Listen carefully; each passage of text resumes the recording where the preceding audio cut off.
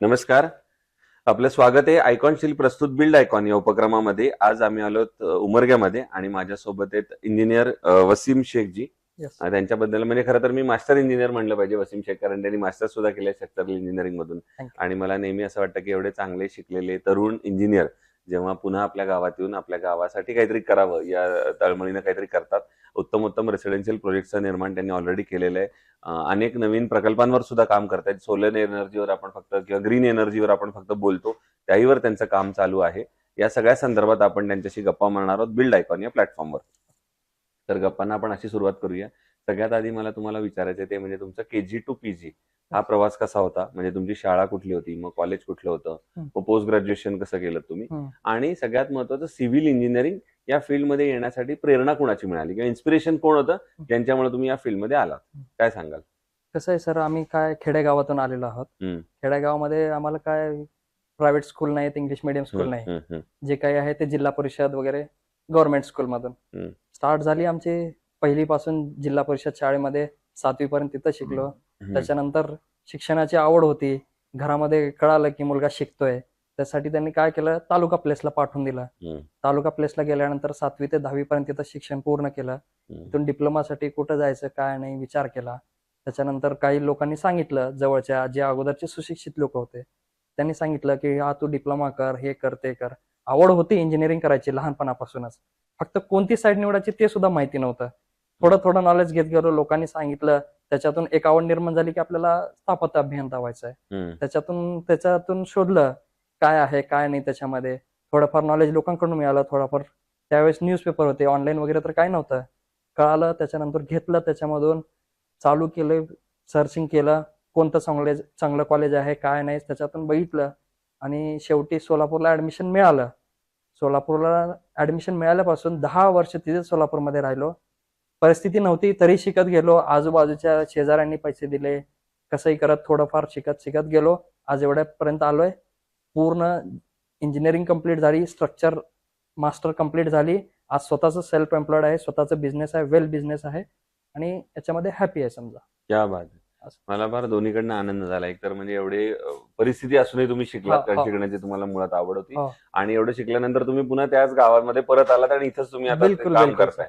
हे दोन्ही गोष्टी महत्वाच्या. त्यातला आणखीन एक टप्पा मला विचारायचा, तुम्ही शेवट जिथं केलात की आता मी सेल्फ एम्प्लॉयड आहे, मी स्वतःच या व्यवसायाला सुरुवात केली.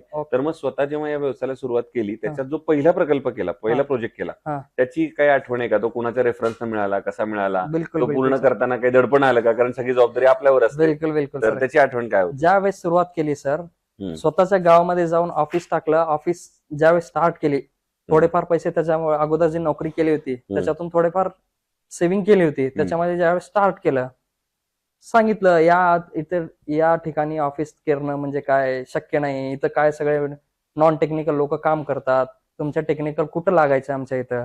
चालू केली, थोडं लोकांना सांगत गेलो. 2-4 महिने तर अगोदर काम नव्हतं. असलेली सेव्हिंग संपत आली. शेवटी एक वडिलांच्या फ्रेंडनी एका ठिकाणी रेफर केलं, तिथं जाऊन चालू केलं. माझं नॉलेज किंवा माझी स्किल बघून आजूबाजूचे लोक तिथून चालू केले काम देण्यासाठी मला. आणि एकदम शॉर्ट पिरियड मध्ये एवढे काम भेटले की सांगता बस. त्याच्यानंतर लॉकडाऊन पण आला. लॉकडाऊन मध्ये थोडेफार कमी झाले काम. लॉकडाऊन संपल्यानंतर जसं नवीन सुरुवात एवढ्या भरारीची झाली की सांगता बस काय विषय. त्यामुळे नंतर काम सुरू झालं.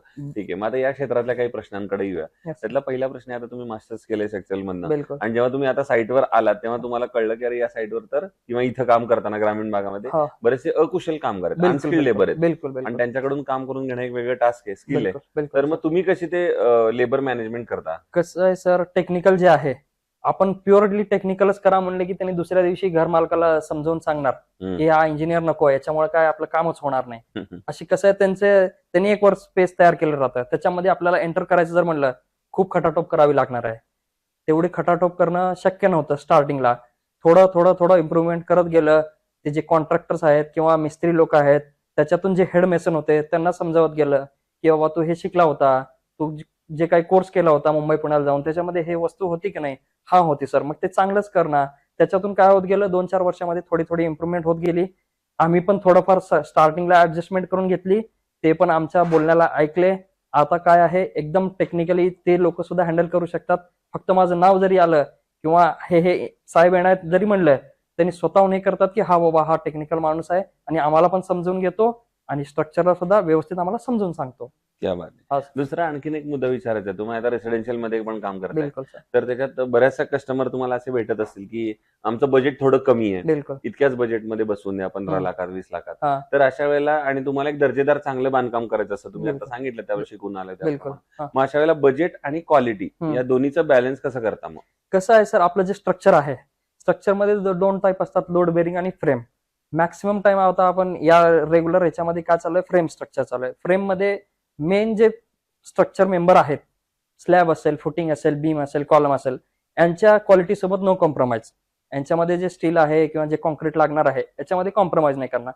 अदर ज्या वस्तू आहेत, फॉर एक्झाम्पल ब्रिक वर्क आहे, त्याची थिकनेस कुठं 9 इंच आहे तिथं कमी करून 4 इंच करो, किंवा बाकीचे जे मटेरियल आहे मध्ये जे लागणारे फ्लोरिंग आहे, इलेक्ट्रिफिकेशन आहे, प्लंबिंग आहे, याच्या क्वालिटीमध्ये थोडंफार जर कॉम्प्रोमाइज केलं तर चालू शकतं. लेकिन जे स्ट्रक्चर आहे तो स्ट्रॉंग ठेवून बाकीच्या वस्तूमध्ये जे आहे ते कॉम्प्रोमाइज करून जे बिल्डिंगची कॉस्ट लागणारी आहे ते थोडीफार मिनिमाइज करता येते. मॅक्सिमम टाइम काय होतं, लोक काय करतात, ते आमचं बजेट एवढंच आहे, त्या बजेटनुसार आम्ही काय करतो, मग त्यांची जी रिक्वायरमेंट असते बिल्टअप एरिया जास्त मध्ये न ठेवता बिल्टअप एरिया थोडं कमी करून क्वालिटीला नो कॉम्प्रोमाइज करता ते स्ट्रक्चर आम्ही कम्प्लीट करून देतो. बरोबर. आता एक जरा वेगळा प्रश्न आहे, तो आहे धाराशिव जिल्ह्याच्या विकासाबद्दलचा. मग तुम्हाला काय वाटतं, येणाऱ्या 10-15 वर्षांमध्ये जर धाराशिव जिल्ह्याला आपल्याला पुणे मुंबई सारखं पुढं प्रगत बघायचं असेल तर सरकारनं आता कुठल्या क्षेत्रावर, कुठल्या सेक्टर्सवर काम केलं पाहिजे असं तुम्हाला वाटतं? आमचं कसं झालंय सर, प्रत्येक वेळी मला ज्या वेळेस पासून कळतंय, मी बघतोय ज्या वेळेस सत्ता वरती राहते त्यावेळेस आमच्या इकडचा आमदार वेगळा राहतो, ज्यावेळेस सत्ता पालट होतं त्यावेळेस सुद्धा आमच्या इथं सत्ता पालट होत आणि जे रेग्युलर सरकार जे आहे तो सरकारचा माणूस राहत नाही. त्याच्यामुळे काय होतं, विकासाला थोडे खीळ बसते. आणि कसं विकास नाही झालं ह्या गोष्टीसाठी हे जी बेसिक गोष्ट आहे, इलेक्शन किंवा पॉलिटिशियन लोक, हे जे खूप जिल्ह्याच्या विकासामध्ये खूप महत्वाची भूमिका असते यांची. जर वरती यांचं चालत नाही राहिलं तर इथं वरती त्यांच्याकडून बजेट नाही येणार, जिल्ह्याचा विकास नाही होणार. जिल्ह्याचा विकास नाही झाला, हे असंच कंडिशन होत आलेली आहे. त्याच्यामुळे काय, जर जिल्ह्याचा विकास, जर वरती जर सत्ता आली आणि आमच्या इथं पण पॉलिटिशियन किंवा MLA किंवा MP जो असेल त्याच सत्तेचा जर राहिला, विकासाला चालना मिळेल आणि त्यांनी जे आणलेले प्रोजेक्ट्स आहेत स्वतःच्या जिल्ह्यासाठी त्यांनी पण प्रयत्न करतील, वरून पण साथ मिळेल आणि धाराशिवचा विकास होईल सर. पण कुठल्या सेक्टरवर त्यांनी काम केलं पाहिजे असं तुम्हाला वाटतं? कसं आहे सर, बिल्डिंग्स पण आहेत, गव्हर्नमेंट बिल्डिंग आमच्या इथं एकही नाही, जे काही चालू आहे ते थोडेफार आहेत. आणि हायवे, जे काही हायवे झाला आता आपल्या समोर जे आहे नॅशनल हायवे आहे, 2009 साली मंजूर झाला, आम्ही असं ऐकलं होतं, अजून सुद्धा काम चालू आहे त्याचं. कसं आहे, कॉन्ट्रॅक्टर्स मिळणारे पण कॉन्ट्रॅक्टरची थोडी चुकी आहे, निघणारं वरून जे बजेट आहे त्याच्यामध्ये आहे, लँड ॲक्वायझेशन टाइमवरती होत नाही, थोडे प्रॉब्लेम्स येतात. या प्रॉब्लेम्सना राजकीय नेत्यांनी, सामाजिक कार्यकर्त्यांनी किंवा आमच्यासारख्या टेक्निकल पर्सन्सनी, लोकल गाव पातळीवरती सगळे सोबत येऊन प्रत्येक गोष्ट जर कामावर केली, स्ट्रक्चर चांगले होतील, गावचा विकास होईल. गावचा विकास म्हणजे तालुक्याचा विकास, तालुक्याचा विकास म्हणजे जिल्ह्याचा विकास. अगदी बरोबर. पण शासनानं आता काय पावलं उचलली पाहिजेत या सगळ्याला वेग देण्यासाठी? शासनामध्ये कसं आहे सर, एक टेक्निकल कमिटी पाहिजे, स्पेशल फक्त सिव्हिल किंवा डेव्हलपमेंट क्षेत्रासाठी. याच्यामध्ये जे आहे रोड्स असतील, बिल्डिंग्स असतील, व्हॉट एव्हर जे काही स्ट्रक्चर वगैरे आहे, स्पेशल एक कमिटी पाहिजे, त्यांचं काम असते. आता आहे सध्याला बांधकाम मंत्री आहेत, हे आहे ते आहे, परंतु याला कुठंतरी काय व्हायला लागलंय, PWDचे अधिकार कमी, NHAI ला अधिकार, किंवा त्याच्यामध्ये जिल्हा परिषदच्या अंडरमध्ये हे काम येते, त्याच्या कामात येते. स्पेशल एक कमिटीच पाहिजे जिल्ह्यासाठी, कोणतेही सिव्हिल वर्क किंवा इन्फ्रास्ट्रक्चर डेव्हलपमेंट असू दे, त्याला फक्त एक स्पेशल कमिटी, तोच कमिटी पूर्ण त्याच्यावरती नजर ठेवणार, तीच स्वतः क्वालिटी कंट्रोल करणार. नाहीतर काय होतंय, आता परवा जे झालं ब्रिज L टाईप 90 डिग्री मध्ये, कोणाची चूक मानायची, ते कॉन्ट्रॅक्टरची चूक आहे का, इंजिनियरची चूक आहे का, त्या गव्हर्नमेंटची चूक आहे? इश्यू मोठा आहे. बरोबर. दुसरं, पुन्हा कन्स्ट्रक्शन इंडस्ट्रीकडे युएन बिंग तुम्ही मास्टर्स स्ट्रक्चरल इंजिनियर केले म्हणून विचारायचं तुम्हाला प्रश्न, ते म्हणजे स्टील सिलेक्ट करताना कन्स्ट्रक्शनसाठी तुम्ही काय पॅरामीटर्स बघता आणि मग स्टील निवडता? कसं आहे सर, स्टील जे आहे आपलं, सुरुवातीला आम्ही ज्यावेळेस कॉलेजला शिकायचो त्यावेळेस फक्त 2 टाईप होते, FE 250 आणि 415. त्याच्यानंतर आम्ही ज्यावेळेस स्टार्ट केलं शिकण्यासाठी त्यावेळेस मार्केटमध्ये 500 आलं. 500 नंतर 500D आहे, CRS आहे, त्याच्या पुढे पण येत आहेत. जसं जसं स्टील कंपनी आहेत त्यांची स्ट्रेंथ वगैरे वाढवण्यामध्ये किंवा त्याचे जे वर्कॅबिलिटी आहे त्याच्यानुसार काय स्टील कंपनी जे आहेत त्यांनी स्वतः हे करत आहेत. त्याच्यानुसार जे शिकवू लागलेत ते पण कॉलेजमध्ये पण तुम्ही स्वतःहून जाईल त्यांना पूर्ण जे स्ट्रेंथ आहे किंवा त्यांचे जे हे आहे पॅरामीटर्स आहेत किंवा फिजिकल जे आहे डायमेन्शन वगैरे आहे त्याच्यावरती जे रिव्ह्यू येतात त्याचे जे आहे ते क्वालिटी जर समजावून सांगितले तर तिथल्या लोकांना पण कळल, जे येणाऱ्या इंजिनियर्स आहेत भावी त्यांना पण कळून जाईल. आणि त्याच्यामुळे काय मार्केट आणि जे शिकायला लागलेत त्याच्यामध्ये एक वर्क बॅलन्स होऊन जाईल, त्याच्यामुळे होऊन जातं. दुसरं आयकॉन स्टील तुम्ही वापरले का कधी? बिलकुल बिलकुल. तर तुमचा कसा आहे आयकॉनचा अनुभव, प्रॉडक्ट म्हणून, सर्व्हिस, डिलिव्हरी, अवेलेबिलिटी, कॉस्ट? कसं आहे सर, डीलर्स जे आहेत स्वतः जे डीलर्स आहेत अप्रोच होतात आम्हाला.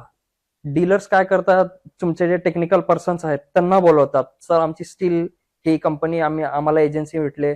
कसं आहे, आम्ही लोकलमध्ये काम करतो, लोकलचे जे एजन्सी लोक आहेत ते पण आमच्या ओळखीचे आहेत. ते स्वतः येतात, त्यांनी आम्हाला काय करतात, रेफर करतात की असं असं आमचं इंजिनिअरिंग मध्ये तुम्हाला स्टील लागतंय, आमच्याकडे स्टीलची एजन्सी आहे, आमचे टेक्निकल पर्सन्सना बोलवा म्हणलं की तुम्ही बोलत आहेत. त्यावेळेस काय येतात, तुमचे टेक्निकल पर्सन्स येतात, कंपनी जे आहे आयकॉन स्टील त्याच्यामध्ये काय आम्ही डेव्हलपमेंट केलेली आहे किंवा इतरांपेक्षा आमचं स्टील कसं चांगलं आहे त्यांनी आम्हाला पटवून देतात. आम्हाला जर पटवून दिलंय, आम्हाला समोर क्लायंट लोकांना पाठवायला एकदम इझी गोईंग मध्ये जात आहे. फॉर एक्झाम्पल आता हे कार्बन पर्सेंटेज, हे जे केमिकल रिएक्शन, हे तर ते खूप दूरच्या गोष्टी झाल्या. फक्त आम्हाला नॉन टेक्निकल भाषेमध्ये काय लवचिकपणा आहे किंवा स्ट्रेंथ जास्त आहे, अदर स्टील पेक्षा ही जी स्टील आहे ते वापरामध्ये कमी येते, तुमचं बिल्डिंग मध्ये खर्च वाचेल, असं काही नॉन टेक्निकल गोष्टी आहेत ते समजावून त्यांना सांगून आम्ही त्यांना आपल्या आयकॉन स्टील साठी हे करून घेऊ शकतो, सॅटिस्फॅक्शन करून घेऊ शकतो. आता अगदी शेवटचा प्रश्न ते म्हणजे या क्षेत्रामध्ये जे तुमच्यासारखे तरुण इंजिनियर येतात, तुमचे मित्र ज्युनियर्स येतात, त्यांना तुम्ही काय सल्ला द्याल या क्षेत्रात येण्यापूर्वी? अच्छा, सिव्हिल इंजिनिअरिंग मध्ये? बिलकुल सर. कसं आहे, आम्ही केलं, आमच्या वेळेस काय होतं, फक्त जे आहेत बुक्स आणि जे मार्केटमध्ये आहे त्याच्यामध्ये खूप तफावत होती. आम्हाला वर्क बॅलन्स करणं खूप अवघड झालं. तुम्ही पण आता काय आहे, एआय आहे, टेक्नॉलॉजी आहे, तुम्ही काय करा, स्टडी पण करा आणि मॅक्सिमम जो वेळ आहे बाहेर मार्केटमध्ये काय चालतंय आणि तुमच्या स्टडीचा आणि बाहेर जे मार्केट आहे त्याच्यामध्ये बॅलन्स होतोय का ते चेक करा. जर होत नसेल, त्याच्या हिशोबानं तुमच्या कॉलेजमध्ये किंवा तुमच्या स्टडीमध्ये काय इम्प्रुव्हमेंट करता येत असेल तर ते इम्प्रुव्हमेंट करा. आणि आहे, चांगली इंडस्ट्री आहे, पुढे भरपूर फायदा होईल. सिव्हिल म्हणजे खूप वास्ट आहे, इंजिनिअरिंगची मदर जे म्हणतात ते सिव्हिल आहे सर. बिलकुल, नक्की. सो ते इंजिनियर वसीम शेखजी आणि त्यांनी सांगितलं त्याप्रमाणे सगळ्या इंडस्ट्रीचा, सर्व क्षेत्रांचा पाया म्हणजे सिव्हिल इंजिनिअरिंग. आणि तुम्ही अशा क्षेत्रात आहे त्यामुळे तुम्हाला प्रत्येक क्षेत्रामध्ये रेसिडेन्शियल, कमर्शियल, इंडस्ट्रियल, इन्स्टिट्यूशनल अशा सगळ्या क्षेत्रांमध्ये काम करायला स्कोप आहे. तेव्हा या क्षेत्रामध्ये नक्की या. पुन्हा एकदा आपल्या मनापासून आभार की तुम्ही आलात आणि भविष्यात सुद्धा असेच उत्तमोत्तम आयकॉनिक प्रोजेक्ट आपल्या हातून घडावेत याच आयकॉन स्टील तर्फे मनपूर्वक शुभेच्छा. Okay, thank you.